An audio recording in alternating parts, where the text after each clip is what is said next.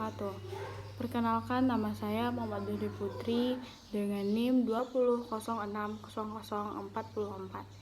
Saya berasal dari Prodi Ekonomi Pembangunan. Baiklah, pada pertemuan ke-15 ini, saya akan menjelaskan materi tentang distribusi probabilitas normal mata kuliah statistika.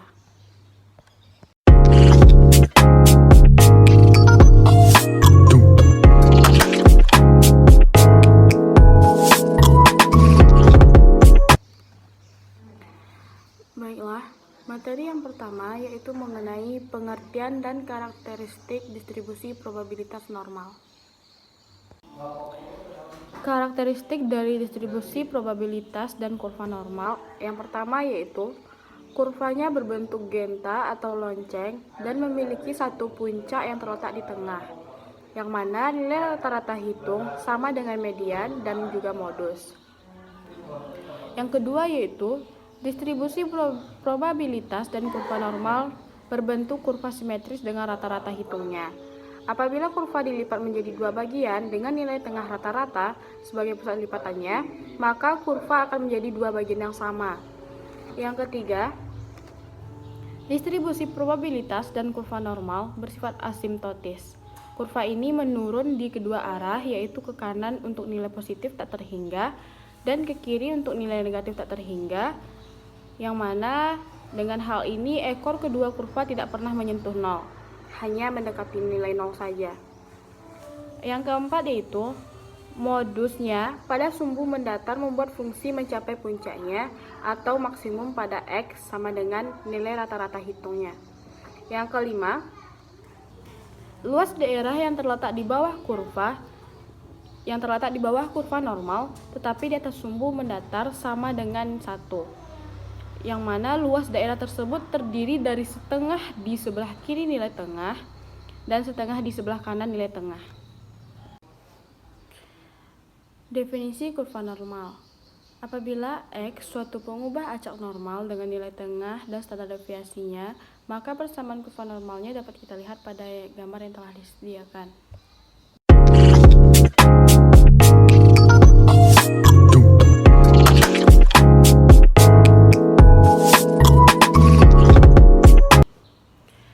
Jenis distribusi normal. Yang pertama yaitu distribusi kurva normal dengan nilai tengah dan standar deviasinya berbeda.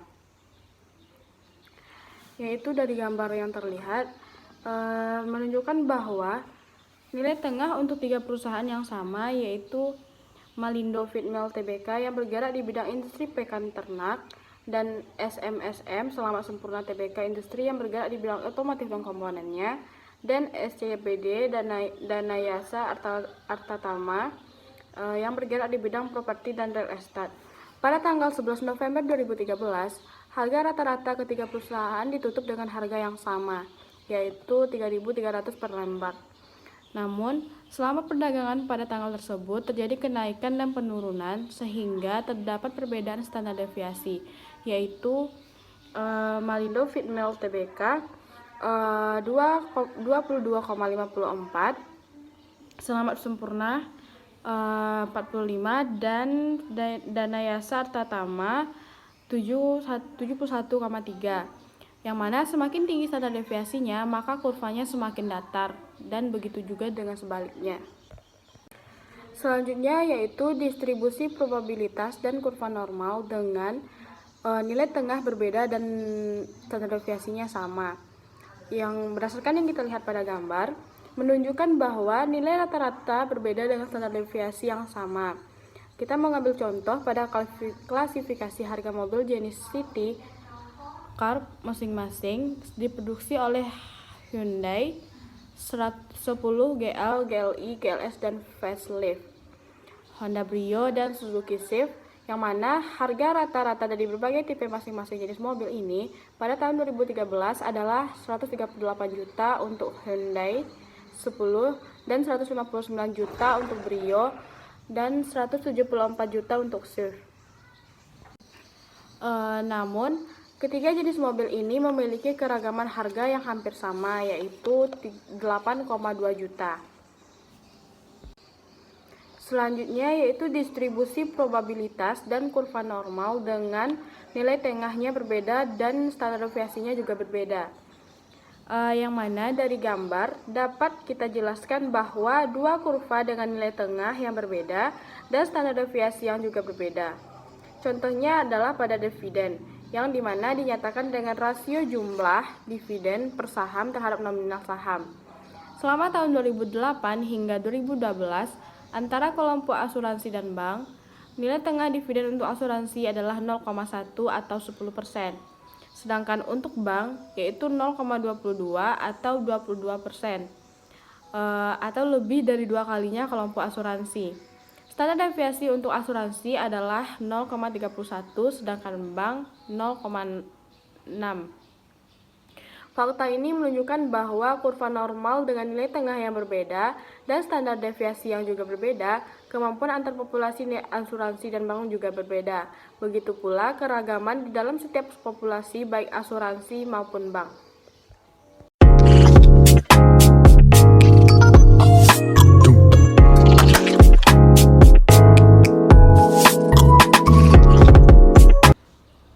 Baiklah, materi selanjutnya yaitu mengenai distribusi probabilitas normal standar. Selanjutnya yaitu distribusi probabilitas normal baku, yang mana artinya adalah distribusi probabilitas acak normal dengan nilai tengah 0 dan simpangan baku 1.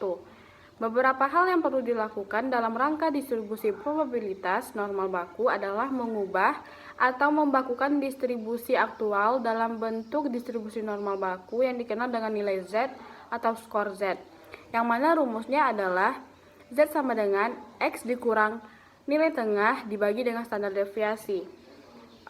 Z yaitu skor Z atau nilai normal baku, X nilai dari suatu pengamatan atau pengukuran, nilai tengah itu nilai rata-rata hitung suatu distribusi, dan standar deviasi suatu distribusi. Contoh dari transformasi dari X ke Z yaitu contoh soalnya adalah sebanyak 20 perusahaan termasuk dalam harga saham pilihan. Pada tahun 2013, harga saham ke-20 perusahaan tersebut berkisar antara 1.030 hingga 6.500 per lembarnya, yang mana probabilitas harga saham antara 3.314 hingga 5.005 per lembar. Yang diketahui nilai tengahnya adalah 3.314 sebagai nilai rata hitung dan standar deviasinya adalah 1.610. Untuk hasil dari contoh tersebut dapat kita lihat pada gambar, yaitu hasilnya adalah 1,5. Selanjutnya, luas di bawah kurva normal, yang mana gambarnya dapat kita lihat, yaitu luas antara nilai Z dalam kurung minus 1 kecil dari Z dan kecil dari 1, yaitu sebesar 68,26% dari jumlah data. Yang kedua, berapa luas antara Z antara 0 dan sampai Z, yaitu 0,76 atau biasa ditulis dengan P dalam kurung 0 kecil dari Z kecil dari 0,76. Yang ketiga, itu dapat dicari dari tabel luas di bawah kurva normal, nilainya yaitu 0,2764.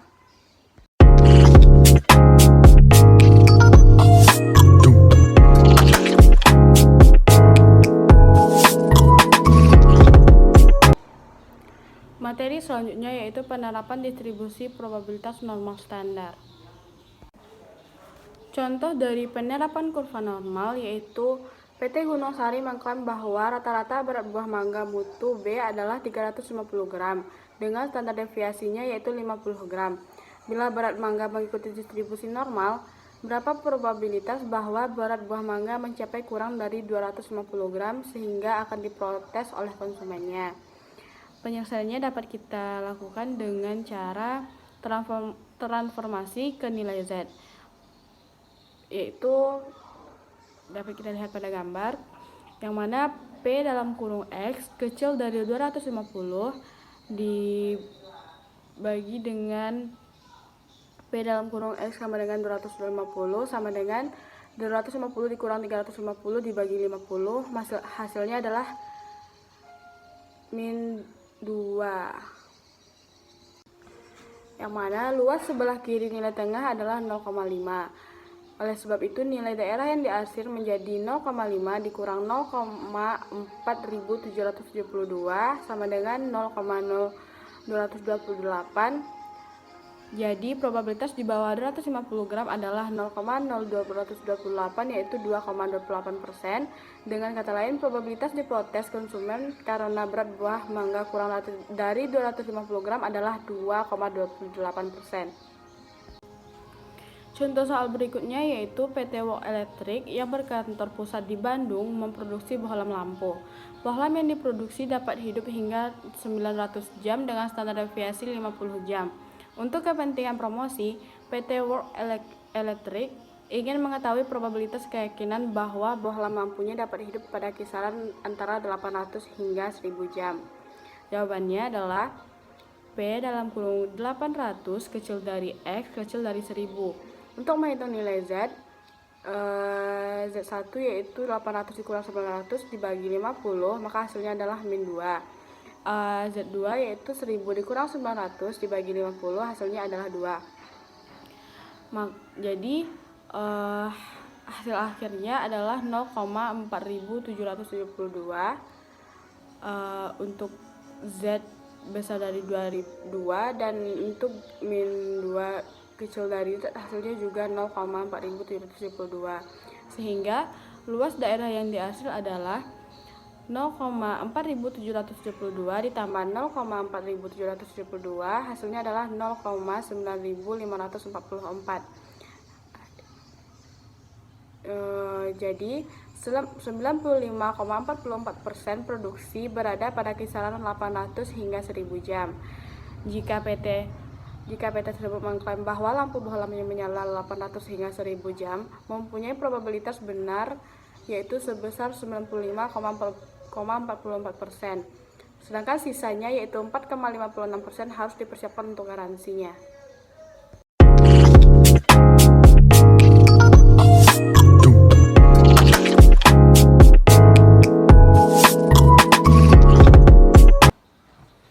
Materi selanjutnya yaitu pendekatan normal terhadap binomial, yaitu yang pertama pengaruh jumlah N.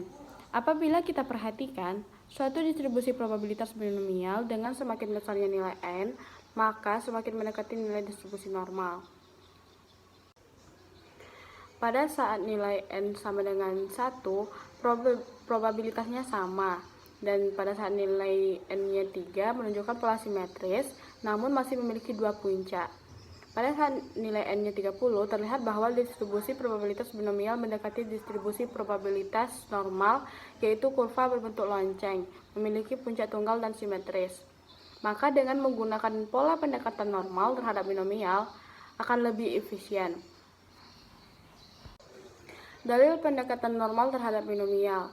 Bila nilai X adalah distribusi acak binomial dengan nilai tengah sama dengan NP dan standar deviasinya sama dengan akar dari NPQ, maka nilai Z untuk distribusi normal adalah Z sama dengan X dikurang NP dibagi dengan akar NPQ, yang mana N-nya adalah tak hingga dan nilai P mendekati 0,5.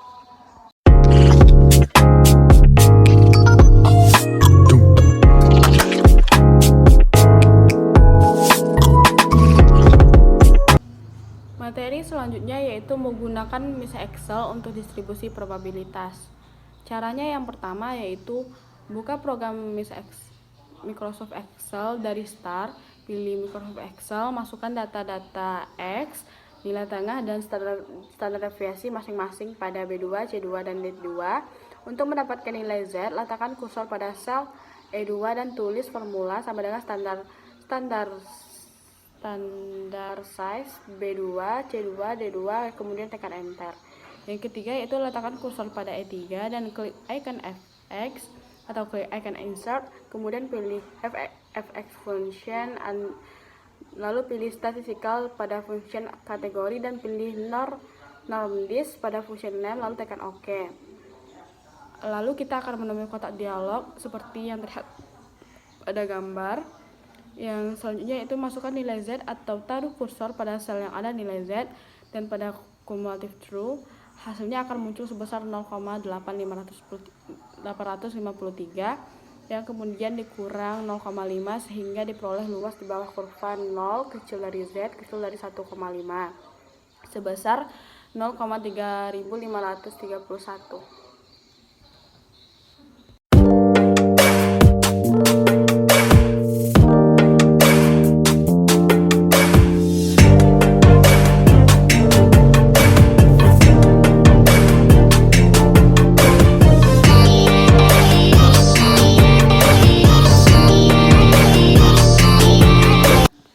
Kesimpulannya adalah yang pertama yaitu distribusi probabilitas dan kurva normal mempunyai karakteristik. Yang pertama, kurva berbentuk genta atau loncengnya simetris. Yang kedua, kurva mempunyai satu puncak di mana nilai tengahnya sama dengan median, sama dengan modus. Yang ketiga, kurva bersifat asimptotis yaitu ekor kurva mendekati 0 namun tidak pernah 0. Yang keempat, besar nilai probabilitas sangat dipengaruhi oleh nilai tengah dan standar deviasi. Yang kelima, ada beberapa jenis kurva normal di mana bentuk kurva tergantung dari nilai tengahnya dan standar dan nilai S. Yang kedua itu distribusi normal baku adalah bentuk khusus dari distribusi normal dengan ciri-cirinya. Yang pertama, nilai tengah kurva sama dengan 0 dan nilai standar deviasinya sama dengan 1. Yang kedua, rumus distribusi normal baku adalah Z sama dengan X dikurang nilai tengah dibagi dengan standar deviasi. Yang ketiga, data tersebar di antara nilai tengah dengan standar deviasi yaitu 68,26%. Antara nilai tengahnya kurang lebih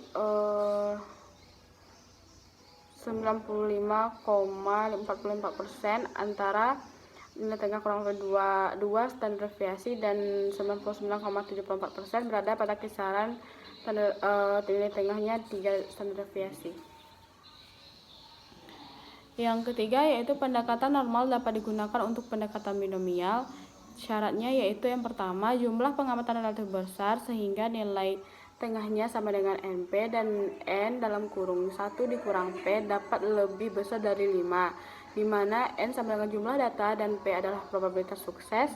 Yang kedua yaitu memenuhi syarat binomial, yaitu mempunyai peristiwa hanya 2, antar percobaan bersifat independen, probabilitas sukses dan gagal sama untuk semua percobaan, dan data merupakan hasil perhitungan. Yang ketiga, rumus nilai normal untuk pendekatan binomial adalah Z sama dengan X dikurang NP dibagi dengan akar dari MPQ. Yang keempat yaitu faktor koreksi diperlukan dari binomial yang acak diskret menjadi normal yang kontinu dengan menambah atau mengurangi 0,5 terhadap nilai X. Baiklah, pada pertemuan ke-15 ini hanya sekian yang dapat saya sampaikan. Saya mohon maaf apabila ada kesalahan. Saya sudahi dengan Assalamualaikum warahmatullahi wabarakatuh.